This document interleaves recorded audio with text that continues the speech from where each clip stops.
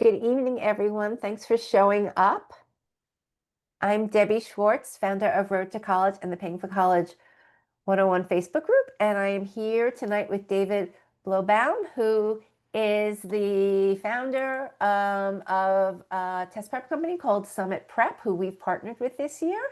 And I'll pass it to David in a few minutes, but he'll give you a little bit of background. And tonight he's going to talk about test scores. David and I were talking beforehand. Personally, we like data, and David's got a lot of data he's going to share tonight about what test scores mean, when you should submit them, data that you may not be familiar with on the common data set that can help you better understand the situation. So I think it should be very informative.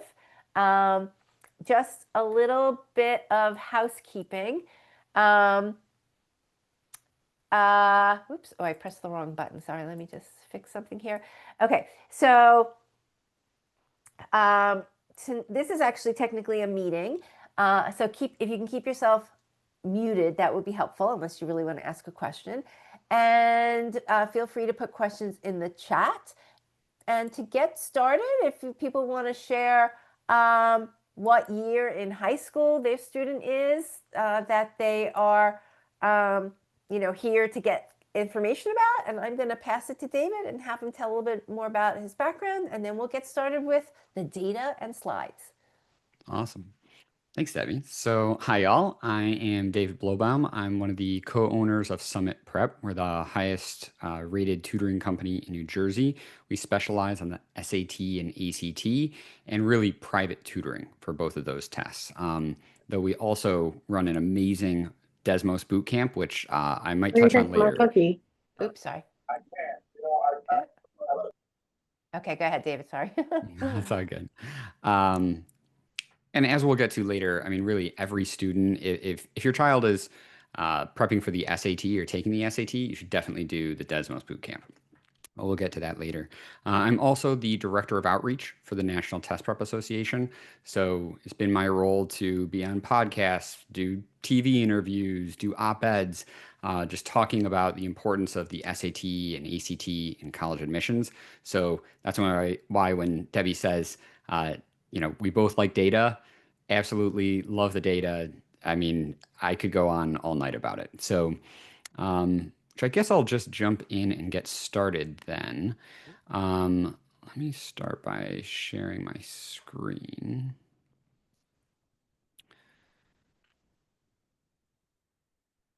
Okay. So we're going to be talking today about how colleges use test scores. And we're going to run through, what does test optional mean, like really mean? Should you submit? When should you submit? Which colleges don't really use test scores at all, which is actually the vast majority of colleges. We'll get into some nuance around AP exam scores, and then also just look at, can you delete scores and how do you actually report them to colleges? Because there's a lot of nuance there actually. So we'll jump in. So the first thing to know is just, why do colleges even care about test scores, right? I mean, if they're test optional, why not just be test blind? So it's helpful to zoom out and actually see what's going on a national level. So this is from the freshman survey. UCLA's Higher Education Research Institute has done this survey since 1966. So in 1966, it was only about 21.8% of students, so a small sliver of students, had an A average going into a four-year BA granting university. So about 80% did not have an A average. Well, we fast forward to last year, and actually, grade inflation ticked down slightly, but it was still 84% of students who go on to a four-year BA granting university had an A average. Now, that's great if students are just learning so much more, and and if that was representative of the amount of knowledge in the country. Well, we see ACT scores are at a historic low. But it's not just ACT scores. We see the NAEP scores. This is the nation's report card. It's the National Assessment of Educational Progress, or not so much progress in this case, sadly. We see that we're at historic, this is for 12th graders. This data just came out this week. We're at historic lows for both reading and math ability. So while grades are higher than they've ever been, our reading and math skills, according to longitudinal standardized test assessments, we're at historic lows. Now, that becomes particularly important for the most selective colleges because at the most selective colleges, basically everybody who's applying has an A. So then how are you really going to differentiate between students who basically just all have A's? That's why it's mostly the top schools that have really gone back to requiring test scores for the most part. So we see Harvard, this is on their admission site, SAT and ACT SAT and ACT tests are better predictors of Harvard grades than high school grades. Yale, it turns out actually the SAT or the ACT is the single best predictor of a student's academic performance at Yale. And actually, a lot of this data is based on the same study that you guys might have read the New York Times piece, The Misguided War on the SAT. That data also informs, these statements, which showed that SAT and ACT scores are 3.9 times better predictors of success at these top colleges.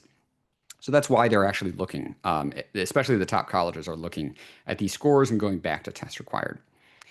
Now, those policies are showing up in people's behavior. So this is from the last cycle of the Common App.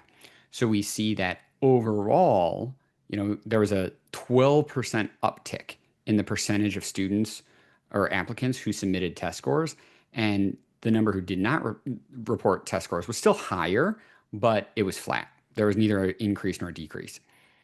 But when you actually break it out a little bit more, among not first gen students, which is most students, actually, so when it's taking out the first generation students, then you actually see, okay, 8% rise over last year and actually a 7% decrease in the number of in the number of applicants not submitting test scores.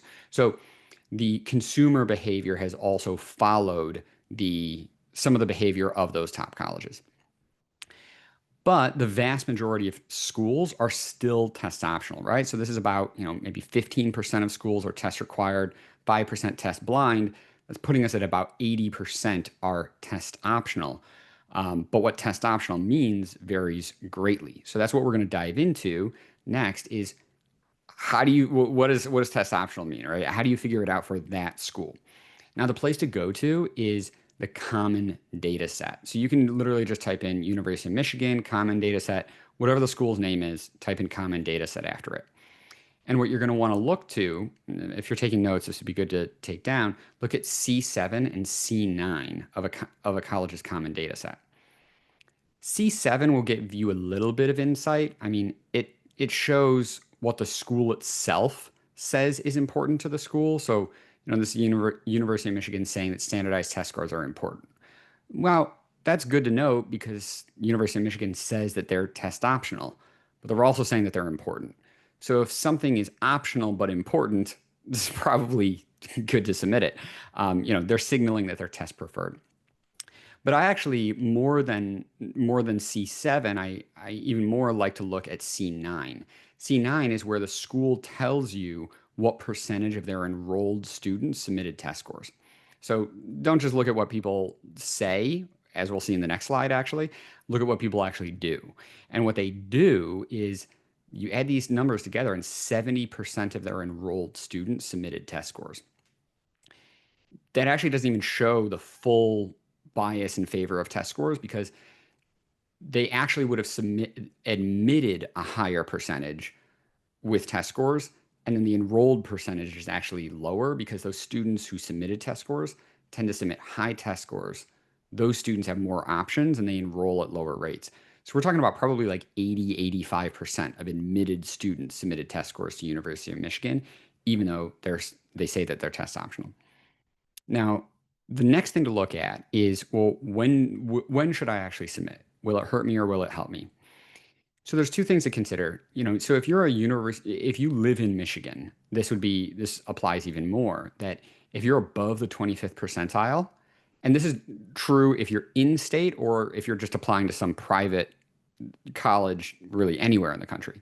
If your score is at that 25th percentile or above, submit. That's the general rule of thumb. But I mean, keep in mind if it's a state school, then you probably have to be near the top 25%. maybe at least at the 50th percent if you're actually going to get in, right? Because they preference their in-state students. Okay, but going back to look at what they actually do, not just what they say. My favorite case study of this is the University of Southern California. So this was December 17th, 2024. They put out, we know these are the buzzing questions in the back of your mind. So let's clear a few things up. When we say USC is test optional, we truly mean that. This is not a trick or a calculated ploy aimed at your downfall. It is up to you as the applicant to decide for yourself if you wish to have an exam score considered, whether the SAT or ACT. I mean, I don't really want it to be up to me, right? Like, can you just tell me if I should? But anyway, USC goes on to say you won't be disadvantaged if you don't submit. USC's common data set does say that test scores are important, though, so we're getting a little bit of mixed messages. But then it was actually Kirk Brennan, their associate dean and director of undergraduate admissions. On February 3rd, 2025, he was on a podcast and said, SAT and ACT scores help us. We do see value in using the number to help predict a student's first year GPA. Okay, then now we're getting really conflicted messages, but let's see what they actually do. USC is one of those few schools that actually releases the data on the percentage of applicants who submitted test scores and got in and et cetera.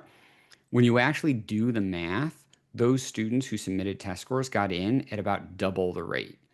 Now, those students also might have had higher grades, so it's not exactly like you double your rate if you submit test scores. And again, they're probably submitting good test scores. So, you know, USC, for instance, as an example, if I was at the 25th percentile or above, I would be submitting to USC personally, just because I can see in the data and at least in the mixed messages, they value test scores. So that would be test preferred.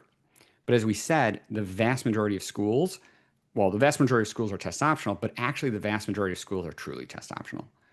Because, and we'll get into this even more in the next slide, which is how can you really know if a school is test optional or a major is test optional? Look at how selective it is. The more selective it is, the more they have to select between different students, the less likely they are to be truly test optional. Well, so most schools are not very selective. Most schools are admitting most of the applicants who apply. So my favorite example is Pepperdine. They're actually have a pretty decent rank as a school, but you look up at C9 in their common data set, and they're at a total of 22% of enrolled students submitted test scores. So when 78% of students did not submit test scores, you can assume, yeah, they're truly test optional, right? Then we get to SAT, ACT blind. I actually don't call them test blind because, again, going back to selectivity, the vast majority of students who apply to UCLA and UC Berkeley, for instance, have A averages. And we even see that in their admitted statistics. The median unweighted GPA was a 4.0 out of 4.0. So the median, essentially you could say the average, was a perfect 4.0. So how are they supposed to differentiate between students?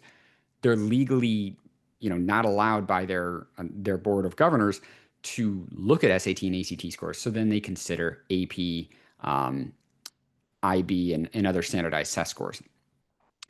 And so again, it's more about selectivity, and it's not just about the selectivity of the school, but also the selectivity of the major. So again, University of Illinois, one of the very few schools that actually releases this data. But we see that the school overall, 59% of enrolled students submitted test scores. That means they're test preferred. In my book, if you're at 50% or above, you're definitely test preferred because again, the admitted percentage is always higher. So Boston College, for instance, I've talked to their dean of admissions. I was actually arguing with him. I'm like, hey, you seem pretty test prefer, or I was like, you seem pretty test optional because 50% of your enrolled students, did submit test scores and 50% didn't. That seems pretty test optional to me. He's like, no, let me stop you there. 66% of our admitted students submitted test scores. He's like, we just yield those students at lower rates. So if you're at 59% of enrolled submitted test scores, you're probably more like 70, maybe even 75% of admitted students submitted test scores. But that's not the whole story, because when you look at the actual, the school of social work, they're at 28%. right? So 72% of enrolled students didn't submit test scores. So if you put down school social work as this, the actual college that you're applying to, it's I would consider that basically test optional, like truly test optional. But engineering, again, selective, 81% of enrolled submitted test scores. Yeah, good luck. And those students who didn't submit an SAT or ACT score, they might have submitted, multiple AP exam scores. So, David, just Mhm. to make it like clear to people, this is really interesting. This is great data. Unfortunately, very, very few colleges break out their data at the major level in terms of admission. Like, True. I mean, I don't know. Maybe there's like, I think University of Virginia does, but I actually never even looked at it if they share, by major who submitted SAT scores or not, or test scores. So, Yeah. I mean, this is really worthwhile to understand. And you can press the colleges and maybe ask them, but unfortunately, they don't want to share this information freely.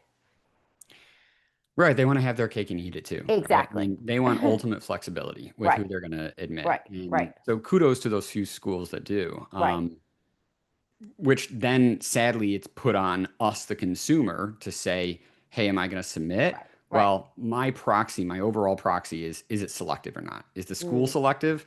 Is the major selective? If it is, you're probably going to want to submit test scores if you can. But right. yeah. Um, and then test scores are also important for scholarships. I mean, there are a lot of schools that just give automatic scholarships, but you're increasing your attractiveness to the school. And if you increase your attractiveness, you might get more merit aid. You might be able to argue for more financial aid, especially if you're going between multiple colleges and comparing loan offers and trying to negotiate with them. Um, okay, so before we go on to the next part, I do want to talk about just like what is tested on the SAT and ACT because I do find that almost no one understands it. So what I find is a lot of people will try and do, for instance, very quick prep and expect really high, great results. So I just want to break down, okay, these tests are really they're very cumulative tests that are testing you on years of math and years of developed skill in reading. They're covering the science section covers some outside knowledge from biology, from physics, from chemistry. There's grammar, there's rhetorical skills. The math alone is 160 different math topics. So I liken it to, I would love to just um, do a few walk around my block a few times and be like, yeah, I'm ready for the marathon. But it's really not like that, right? Like if we really want to get really good at something, it takes a lot of work, and this is no exception. But we'll get into also what can be accomplished. But before we move on as well, I do want to talk about, I've been touching on AP exams. So I just want to make you aware of a new trend in college admission, in highly selective college admissions, that at those highly selective colleges, there is a trend towards not just using AP exam scores for college placement so that you can actually get college credit, but actually towards using those scores to help determine which students they're going to admit. Caltech actually became this year the first college to say if you've taken an AP class, you must submit an AP exam score for that. Now, if you haven't taken an AP class, you're not expected to submit anything. But there is that new expectation. It's really only relevant for admission to the top schools, though. Again, because they're more selective. But going into a timeline of testing, so most of our students, and we're on like the very early end, most of our students start taking the real SAT and ACT at the beginning of their junior year. And we'll get into more why, but our students really just start taking the real test just as practice. That might sound psychotic to a lot of people, but the real test is the best possible practice. And the vast majority of schools are just seeing your top section scores. So our students personally, they just retest until they hit their score goal. You're going to see examples of that. And then if a student is taking AP exams, we would really like to see them finish earlier with the SAT and ACT so that they can switch over and focus on AP exams by the end of junior year. Our goal is they're done with all their testing by the end of junior year so that that summer they can focus on their essays, visiting colleges, college applications. Though technically you can take the SAT and ACT until October of your senior year, and you'll still be able to get them in by the early application deadlines. Another note, students can delete ACT scores. So I like to point that out, not necessarily because you should do that. Most students won't ever do that, but it takes the pressure off on test day if a student knows, hey, I don't have to submit this test score.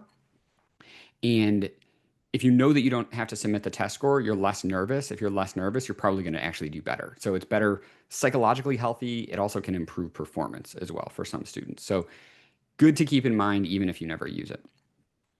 But the reason that most of our students just start taking the real test as practice and take it, multiple times is that on the Common App, which about 95% or so of colleges use, you can only submit your highest ever verbal score and your highest ever math score on the SAT. That's it. So, our students they'll prep for both sections, and then one day they're going to have a good test on at least one of the sections. And then we've locked in that score. So then, maybe they've locked in a 770 verbal. Well, then we're just going to focus on math. We're never going to focus on verbal ever. We're never even going to touch verbal ever again. Then you get math up, and then you've locked in that highest math score. And so, what the vast majority of schools see is just your self reported scores when you apply. Then, if you actually get admitted and then you enroll, then you send your official score reports at that time of enrollment. Now, there are some notable exceptions. A lot of the publics in Florida and Texas, Georgetown, Princeton, Auburn, Clemson. So there are exceptions. You do have to be aware of it. They will say, hey, send your official score reports. Now, even for Georgetown, technically, I mean, even though you're supposed to send in all your score reports, if you've deleted an ACT score in advance of applying, you can't send a deleted score even if you wanted to. So that actually can become functionally helpful if you're applying to some of these schools. ACT scores, essentially the same thing, but you do have to submit your highest composite on any given test date. But then again, you just submit your highest ever section scores. So with that in mind, that helps inform. These are actually some of my actual students' score sheets that I just copied down the results on. Like this student started with a mock test of 25, September of junior year 27, October 29, December 30, February 32, April, same score, 32, June of junior year, 34. This is pretty much like, you know, absolutely perfect from what you would want to see. Another student, this is a very, very recent student. This student just took the paper test in July, actually. This student, 20, 24, 27, 20, well, actually that rounds up to a 28, 28, 31, 31, 33, right? So this might sound insane to take the test this many times, but if you can go from 20, which is about average, to a 33, which is a top 2% score, I mean, first of all, the student is transformed as a student because they're so much better at math and at reading and at grammar and rhetorical skills. This doesn't happen quickly. It's a lot of work, but it does show what can be done if you really apply yourself. And this student's school list is now completely different. Okay, so where to start? What I would do is I would highly recommend that everyone take a mock SAT of an official passed SAT. The College Board has 7 out online. We also do mock tests every Saturday and Sunday. Also take an official passed ACT. Use an official concordance to compare the scores. See which one you do better on. Most students prefer the feel of the SAT because it doesn't rush you as much. But the flip side is it was more comfortable to take, but they were tricking you more. ACT rushes you more, but it's more straightforward.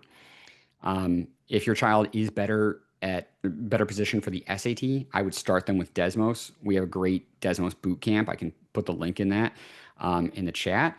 But David, do you want to just maybe explain to people what Desmos is in case they don't know? yeah, good point. So Desmos is the on-screen calculator that now all students have access to on the SAT because the SAT is only digital. ACT gives you a paper and a digital form to choose from. Choose the paper. Don't do the digital format of the ACT, which we could get into, but trust me, do the paper. But the SAT is only digital, so all students have access to the Desmos calculator on the SAT. And it had a really good um, motivation behind it, which was to improve equity, right? So that one student who has a graphing calculator and another student who has, just one of those tiny solar powered ones, there's no differential in opportunity. So that's great, except the Desmos calculator is actually too good in the sense that it has a lot of complexity and depth to it. So if you actually master that complexity and depth, now you have a huge advantage again. So we put a lot of time into the Desmos calculator class. I would say it's the best in the country, but and then I would just say fine tune, keep practicing, keep studying. I mean, we do one-on-one instruction, and we give a discount to all R2C members. Um, and then I'll put just our contact info and just what we prep for on the screen, and then just open it up for questions too. Great. Thank you, David. If anybody has any questions, feel free to put them in the chat. If you want to, I'm curious how many people here, their student has already taken the ACT or the SAT and when they took it. I mean, you touched a little bit. Oh, someone said, can you take the SAT too many times? Is there any downside? I mean, so and I just put the boot camp class in the chat, by the way, too. So, and this is the discount code. So this gives Hmm. all R2C members 30% off on it. But good question. So can you take it too many times? I mean, what I would say is if you're not continuing to prep and study, there actually still is some reason to say keep taking the test annoyingly. So I should back up. The new SAT, it only all of your whole score is determined by your performance on 90 questions, which is Well, not a actually, I was going to ask you, David, because again, people, and I actually, like a weekend ago, a friend of mine's daughter, who's actually a rising senior or just started 12th grade, and she didn't even understand that, and she'd taken the SAT multiple times, and she didn't understand what this adaptive really meant. So yeah. if you could explain that. Yeah, absolutely. That's a good point. So, and it's another reason that a lot of students prefer the SAT without knowing why. So, I wonder if I even have a slide on it. So I think I do. Um, maybe not. So what the adaptive is everybody gets the same first verbal section. And then if you do well on it, you get a hard verbal. If you don't do as well on it, you get an easy verbal.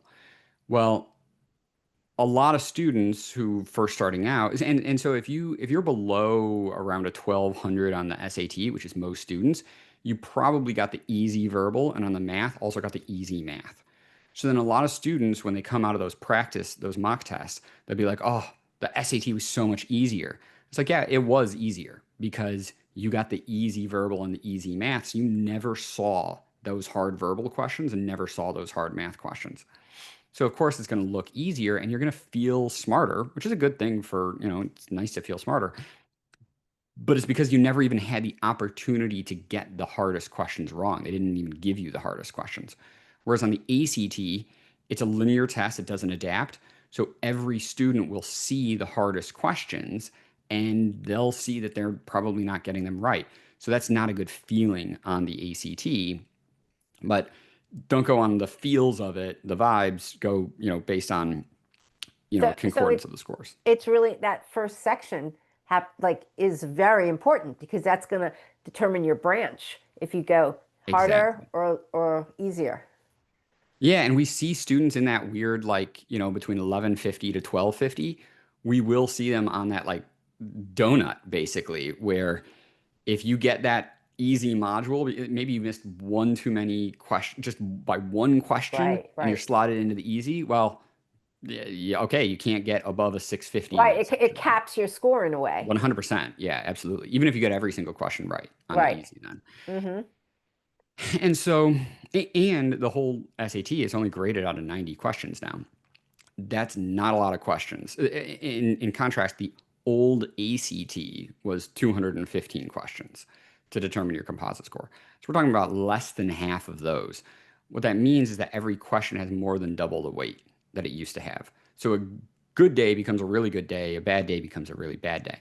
So with that in mind, even if you weren't doing prep, there's still an argument to say keep taking the test because on one day you're going to have a really good verbal section and the curve is going to be with you and and then you'll that in, right? So it's like if you could do a slot machine but lock in a high score, it's probably going to happen that you just have a really good day on one day in one section. But certainly, as long as you're doing prep, most students continue to at least incrementally improve in their ability, their knowledge, their skill.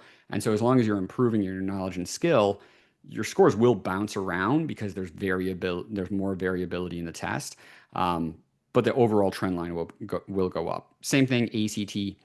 ACT went from 215 questions to 108 questions now determine your score. So same thing, more variability, but as long as you keep improving, your score should improve as well. But there's also diminishing returns. So, I mean, that student who went from I guess I can well, I'll just stop sharing my screen. That student who went from a 20 to a 33, I mean, I told them a year ago, because it's literally been like a year now, it's going to become absolutely miserable and painful at this point, right? Because it's like climbing Mount Everest. It gets really, really hard at the end, and you're going to make very little progress at the end. In the beginning, you might do 10 hours of tutoring and go up 4 points on the ACT. To me, that's like a no-brainer to be able to go up 4 points after 10 hours of tutoring, for instance. At the end, it might be 10 hours of tutoring to go up one more point, right? Then you really got to think about is the juice worth the squeeze at that point, And so could you go up? Sure, but you could do a lot of things. And so is it the best use of your time and money at that point to keep trying to go up? So somebody's asking just on this topic, like how will the student know if they got the easy or the hard section? Do they have They'll any? know. They'll know. Okay. And if they're unsure, they got the easy. Okay. The hard is hard. I mean, it's not like a little difference. It's like if you really struggle with it, you got the hard. If you're like, oh, that that is not too bad, you absolutely got the easy then. That's a good question. So, how can you advise like a student to decide between the ACT or the SAT? So I would take one of the official Blue Book tests. So you can just actually all students taking the SAT have to download the Blue Book app in order to take the test, the official test on test day at a school on their own device. So you download the Blue Book app. From there, you can take 7 of the official tests. So take one of those. You know, try not to just burn through those because there's only 7 official tests in existence. After that, you have to go to third-party tests. And I mean, we use Yeah, I third-party was going to tests. say, what do you think of third-party tests?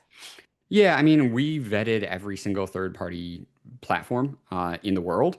And so we have 2 providers that we believe are the highest quality, but they're the highest quality third-party Right, tests, right. It's never right? going to be the same as the actual test. It just, Absolutely. Yeah. yeah. So I mean, the scoring, I don't trust the scoring from third-party tests.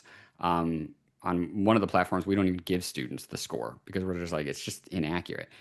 But the content, at least and I've seen some really bad content. So some of the third-party platforms, the content is terrible, really bad. But at least the platforms that we use, the content is at least very good, though it's never going to be the same as those 7 official tests. And then take one of the official ACT tests. They have one digital one online. Don't take the digital. I would actually print one of the past tests, and we also, we offer them for free every Saturday and Sunday. Somebody's asking, what do you think it's more beneficial to an application if you're going to apply to the elite schools to have SAT, ACT scores or AP scores if they're letting you choose? Good question. It's SAT and ACT. Yeah. So, I mean, AP exams should not be used for college admissions. Um, there used to be SAT subject tests that graded students out of 800, so you could see, with some precision, what was the student's understanding of US history. Did they get a 790? Did they get a 710? Did they get a 750? You could, have some precision in those scores. AP exams are graded out of 5. So then, a student might have gotten, I don't know, let's say 80 questions right and gotten a 5. They could have gotten 79 questions right and gotten a 4. So just one question now looks like this enormous difference. These tests should only be used for college credit. Now, again, these schools, they're just desperate to try and, you know, pick between the top, between, who's really like slightly better, right? When you're denying 95% of applicants, you're going to have to really make some finely tuned decisions. And so they started using AP exams. I don't think they should. I don't even think they want to because they weren't when they had SAT subject tests. So that's a long way of saying SAT and ACT, the SAT and ACT, they are more comprehensive. They're a lot more dialed in with more precision. They're not perfect, but they're more precise to help them compare applicants, like apples to apples, basically. So, do you have any advice, David, for a student who struggles with like the high stake time tests? These are timed. They feel like they're high stakes because it takes them a little longer to finish problems, even though they really know the content. So their issue necessarily isn't the content; it's the how do they increase their speed. Uh, I mean, mostly it's just a ton of practice. I was going to say, isn't it just like familiarity? It's almost like, practicing for a marathon. Like the more you will see, like questions have certain patterns to them. And if you can recognize that pattern fast enough.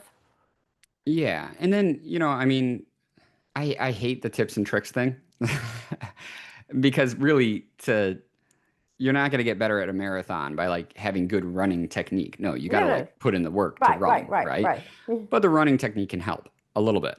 It's the same thing here too. I mean, yeah, there's some strategies to it, like Desmos, for instance. There are some questions where you could do it out by hand, right? You're going to get it right, but Desmos can just help you solve a question so much faster. So, on the math side, Desmos would be one of those tips and tricks that if you master it, you do it faster. On the ACT, there's calculator programs that you can load into your calculator. That's going to help you do some questions faster. There's some strategies on the reading of like, learning how to skim for key terms or and actually, I guess I should. The number one strategy for finishing a test in time is knowing the correct strategy to all tests. Now, when students take the real SAT and ACT, their timing is usually off from when they took the practice tests. And the reason that their timing is off is because they get to the real test and they say, I got to get every question right. That is a huge mistake. You are not trying to get all the questions right. What are we trying to do? We're trying to get the most number of questions right. And that's a huge difference because if you hit a really time consuming reading question that's going to burn up 3 minutes, and there are those reading questions on ACT that take 3 minutes, you're going to miss out on getting to the last three questions in the reading section. So you have to keep in mind, no, I'm going to sacrifice that question. I'm going to be smart about it and sacrifice that question. I'll probably get it wrong, but the ACT reading is so straightforward that if you can just get to the last three questions, you can find the answers basically word for word in the passage. So I would say be, not it's not like an ACT SAT strategy. That's just good test taking strategy. Try and get the most number of questions right. Don't get too hung up on the ones that are time consuming. Somebody's asking about if a student qualifies for extra time accommodations. Do you think that that's worthwhile to use? Is there any downside? Zero downside, and I would probably do the ACT. Uh, I mean, the SAT is designed so that the average student has enough time to finish it. So they're not trying to rush you, they're trying to trick you. And I mean, some of those questions, they're wild how hard they are. I mean, they're really like on the verbal side, they're LSAT questions basically, where you really need to be able to take evidence and make logical conclusions and inferences. I love it, but I mean, that's my life. But man, that's tough for a student. Um, Basically, what I'm trying to say is it doesn't matter how much time you have. Sure, if you need extended time, you're going to need that extended time on the SAT, but it will give you no advantage whatsoever because you're not limited by time. The ACT is not like that. The ACT is not trying to see can you do these abstract you know reasoning and abstract calculations. They just want to see do you know the material, but can you do it quickly? And so most students who get extended time, they actually need maybe 20, 30% extended time. They don't technically need all the 50% extended time. I mean, there are some countries where extended time, like I was tutoring a student from Denmark, they give their extended time students 20% extended time, right? It's not 50%. It's pretty arbitrary that we set ours at 50%. That's actually kind of overkill for most students who need extended time. So you actually gain an advantage typically on the ACT if you have extended time. So extended time, I would absolutely use it if you need it, and it's probably going to give you an advantage on the ACT if you can get it. So, here's another question. For a school that wants to see test scores, is it important to submit both an SAT or ACT or just whichever is better? Just one. Yeah, Now, they don't have preference for SAT versus whichever one you want to submit and you think is a better score, that's the one to submit. exactly. Yeah, yeah. I mean, this is a little bit of a conspiracy theory. Yeah. Um, but but but Janet Rapelli, she was the dean of admissions from Princeton. In 2013, she told the New York Times that she's on record saying this that they prefer to see both the SAT and the ACT. So I do think that among the top schools, if you could submit a top 1% SAT score and top 1% ACT score, I would, but I would never prep for both. Like there's zero reason to try and prep for both. For that very like ridiculously small subset of students who can get a top score on both, I actually would submit both. But otherwise, there's no preference one or the other. Um, any tips for a student who's struggling with the verbal section on the SAT? Like, and which is one section easier to improve at versus the other, math versus verbal? Great question. Math is like 4 times easier to improve on, but it's reversed on the ACT. Oh, So SAT verbal, very hard to improve on. Math is just more content based, easier to improve on the SAT. ACT is the opposite. ACT math is actually harder to improve on in the sense that there's more content tested. So it just takes more time to get good at ACT math. And actually, the ACT English and reading, they're actually more straightforward. So you might think that, um, you know, a strong math student should do the SAT because math is 50% of the SAT where it's only 1/3 of the ACT. So one would naturally think if you're good at math, do the SAT. But it's probably actually the reverse, ironically, because if you're strong in math, yeah, you're going to crush that SAT math. It's going to be really hard to get your SAT verbal up, though. On the ACT, if you're strong at math, you can crush that math, and the ACT verbal is a lot easier to bring up. So, interesting. something to consider. As far as getting good at the SAT verbal, vocabulary is a big one. So they did bring back vocabulary questions. So if you just learn, hundreds of vocabulary words, your score is going to go up. Um, Also, it's just learning the grammar that's tested, and then just doing a lot of reading. I mean, kids don't read that much these days, but if you can get your kid to read, these tests are not that hard as long as you're an avid reader. But that's like saying as long as you can run a marathon. So, Right. yeah. Um, does the new enhanced ACT give more time overall per question and come close to giving the time equivalent for SAT? Definitely more time per question. Definitely not equivalent to SAT. So, it got closer to that, but no. The ACT's own research shows that about 33% of students are still running out of time on the reading and science sections. a third of students are running out of time. And honestly, that other two-thirds, they're rushed. So it's still a very speeded test for sure. Okay, anyone have any other questions? This is really interesting. It's like a little bit of a different analysis of the test. Like actually, when you said that the SAT, like 50% of it is made up of math and kind of, just the thinking, but it's going to be harder to improve your verbal on that test versus, if you're good at math, you could really do well on the ACT, and then it's much easier to improve the verbal. That's a really good tip. Oh, okay. One last question. Can you fill people in about what's happening? Actually, both the science section and the writing section on the ACT. Yes. So generally optional means preferred, right? Those optional essays, generally you want to do them. This is the only time that optional means don't do it. With the ACT writing, I should say. ACT writing, I don't know if Debbie, you do it differently, but like I think it's only the military academies that use the writing score. Mm-hmm. We don't have our students take the writing. We just say skip it. For the ACT science, our rule of thumb, this is a little bit of speculation though, because schools are still figuring out how they're going to use or not use the science. Our rule of thumb is if you have a 30 or above composite, definitely take the science because you're probably applying to those more selective schools. And again, the selective schools, they're trying to, It's like one more piece of information for them in exactly. a good Yeah. way. Yeah. Yeah.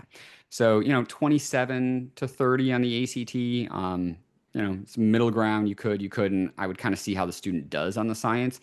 Is that science score a good score that's going to look good or look bad? You got to play it by ear there. 26 or below, I'm not even having them take the science. And a 26 can still be very helpful at some schools, but I'm not having them take the science. And I don't believe that really any schools that are going to accept you with a 24 to a 26 on the ACT are going to be looking for that science score. So somebody's asking if the student is good at math and fast at taking tests. It sounds like they should take the ACT. And do all schools accept the ACT? Is it just as good? I think that this might be, and I don't know where this person is from, like kind of a holdover from honestly my era of test taking. Nobody even heard of the ACT, or I shouldn't say that. We knew it was a test, but it was like only some of those kids from the Midwest took it. Yeah. Yeah, and I mean now it's equal. Yeah. So it's they're looking for the top one, whatever tier of school they are. If it's the top schools, they're looking for the top 1% of students. They don't care if you're top 1% on SAT or top 1% on ACT. So And just one other thing I'll add, I mean, just to kind of give people kind of a broader perspective. I mean, of course, colleges want students with good scores, and then ultimately it raises, like their overall score range, which, I think people have or don't pay as attention that much to rankings, but it does kind of help in that game or system. But the other thing is, colleges need to understand like what type of student is coming into the school because it actually plays into their resources, and this is actually I remember reading what happened with MIT because of test optional is that although they were getting smart and good kids, they were still getting because they didn't have the SAT to rely on or the ACT, they couldn't evaluate the math skills as much, and so they were getting students that were a little bit weaker in math, and then they had to put more resources towards that. And then that, I'm talking about MIT, which is at the top, but that applies to all schools. So, they need to understand the caliber of the students that are coming in, and then do they have the right professors and classes set up and the right resources, if students are going to need additional help. yeah. Somebody's asking, can you register for the science but decide when you get to the test not to take it? Actually don't know the answer to that. The ACT is very much in flux with things as well. I would say yes, because I know for a fact you can do that with the ACT writing as long as you don't break the seal on the Mhm. essay. I've just recently, and I haven't gone to a test center myself to confirm this, but um, some people who have written about it in the Facebook group said that, yeah, their student registered for it when it got time and they were at the test, they decided not to take it. Yeah, yeah, awesome. Okay. Well, thank you, David. Really My pleasure. helpful. Hopefully, this was helpful for everybody who is here tonight and everybody who watches it later. And oh, do your tutors mainly work with higher scoring students aiming for very selective schools, or do you also have success with students who are starting out with average scores? That's a good question. Yeah, so we really run the gamut. And actually, let me put, just in case you want to reach out to us, I'll put our contact page, and you can fill in your information and ask any questions you'd like. Um, our students, they really run the gamut. So, and a lot of our students, let's say a student gets to like a 30 on the ACT, or not even that, right? Like let's say they get to a 26 on the ACT. They might have been starting at a 17, for instance. Let's say they get to a 26. They're probably using that test score to some of the schools they apply and then applying test optional to others. So it's not always a, we're not always, I mean, if we start at a 17 and we get to a 26, we've gone up 9 points. That's incredible. But we're still probably going to apply to some schools test optional. We're going to apply to some schools, especially more of the southern schools, which a lot of students are, flocking south these days. A lot of those southern schools use test scores more. So we'll probably still end up using even almost any test score that the student has. Someone's asking how they sign up for the practice tests. And does Yes. somebody review it with them after they've taken it? Yes, 100%. So, I mean, you could just use that contact form, reach out to us, say, hey, I want to take a mock SAT and mock ACT, and we'll get you scheduled for it. And then, afterwards, share the results. And then if you'd like to go over it with one of our tutors, that's what we're here for. So, Somebody's yes. So somebody's asking. They were just listening and they hadn't seen the slides. Everybody who registered, which are more people than have actually attending tonight, will get a link to the recording, so you'll be able to see all of the slides that way. awesome. Okay. Well, feel free to reach out to Summit Prep. I will put in another plug for the Desmos Bootcamp. It's been really popular this year. Honestly, I don't really even know of many other places that do just the bootcamp on Desmos. And as we once talked about, David, you actually really highly recommend that starting with the Desmos Bootcamp is like good as the start of like the test prep journey for students. Yeah, so I mean, I'm glad you mentioned that actually, because I should bring more attention to it. So if you can imagine, like, let's say you're doing all this prep and you're doing all these practice tests, but you're not practicing with Desmos throughout that whole time, Right. you've really put yourself at a disadvantage. You really actually want to start out with Desmos, know actually how you can And use then this use it during your tool, and then practicing. do all the practice with it. Yeah, exactly. Yeah. Yeah. It Actually, should be the starting point. one other thing maybe you can talk about before we sign off is what's the benefit of, and somebody's kind of asking this, but I'll broaden it, of a student taking a group class, whether it's online or a group in person versus one-on-one test prep. Yes. So, I mean, our specialty is that one-on-one. So occasionally we'll offer group classes, but we've designed our curriculum to try, well, we have packets on every single topic that can come up on the SAT and on the ACT. And so if a student gets a question wrong, we're teaching them that topic, and then we're going over that topic, with a bunch of questions on that very specific topic. So we're able to really hone in on a student's strengths and weaknesses. The best class, and the classes are fantastic, right? I mean, this is how we learn in school. The best classes are just never going to be individualized like that. They can't be. So, certainly I hope that students are practicing and studying even if it's on their own, right? I mean, there's free materials online. There's inexpensive prep books on, Amazon or bookstores. There's group classes. The gold standard is always going to be that personalized attention. But certainly there's no secret knowledge. Just please study, and be practicing. Okay. Thank you, David. Thank you, everyone, for showing up. And if you have any questions, feel free to reach out to David, or if you need any additional information, you can reach out to Road to College as well. Cool. All right. Okay. Thank you. Good night. Take care, y'all.